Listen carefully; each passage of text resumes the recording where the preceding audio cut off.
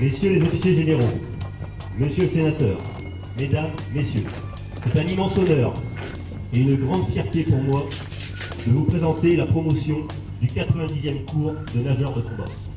Si chaque cérémonie de fin de cours est un moment particulier, celle que nous vivons actuellement est véritablement historique. Elle verra en effet la certification du 1000e nageur de combat, qui sera parrainé par messieurs Bob Maloubier et monsieur Claude Riffaut, les illustres pères fondateurs de ce certificat interarmé d'élite créé en 1952. J'ai adressé une lettre au Premier ministre en m'impliquant à la ronde, en disant nous n'avons pas de nageurs de combat. J'attire votre bienveillante attention sur le fait que nous n'avons pas de nageurs de combat. Et 15 jours après, il y avait une réponse du ministre en disant puisque nous n'avons pas de nageurs de combat, ben faites-en. Voilà, c'est comme ça que ça a commencé. Je tiens d'abord à vous féliciter tous, marins et terriens, pour votre succès dans un stage qui constitue une référence dans les armées françaises, mais aussi chez nos alliés en matière d'exigence, de difficulté et d'engagement moral et physique.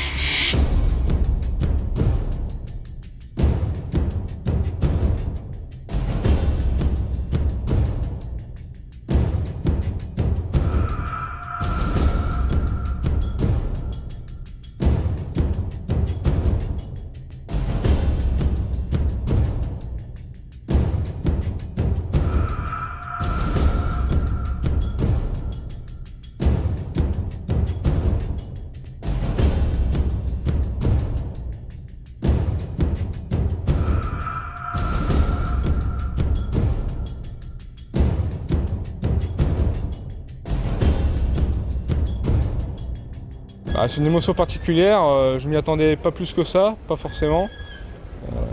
Que je sois 996 ou que je sois 1003, le métier sera le même par derrière. Donc là c'est une journée un peu particulière, mais ça va passer et après il faudra passer à autre chose, mais ça fait super plaisir.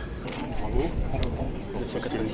997. Beaucoup de complicité avec mes 7 camarades et notamment avec mon binôme. Des moments un peu chiants où on était fatigué, où ça tire un peu sur la couenne. Des bons moments, le raid kayak, ça reste un super souvenir. Et les exercices synthèse en général aussi, c'était assez bien monté. Voilà. Ça fait un peu de nostalgie de devoir quitter cette école de plongée bientôt.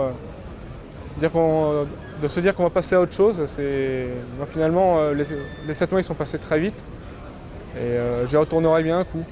Moi ça me réjouit de voir des jeunes en sachant qu'ils sont de toute façon forcément plus performants que leurs anciens parce qu'on a progressé et de les voir remplir des missions qui sont où on sait qu'on en a besoin et qu'elles seront bien exécutées parce qu'ils ont été bien formés et bien employés. Et ça, c'est un plaisir pour un chef militaire. Penser qu'on verrait 1000 nageurs en 62, on ne savait même pas ce qu'on allait devenir dans les années à venir. Ah non, c'est un gag ça. Non, c'est impensable, c'est tout. Depuis 1957, l'école de plongée forme les candidats nageurs de combat de la marine et de l'armée de terre. Cette année, le 1000e nageur de combat a été breveté.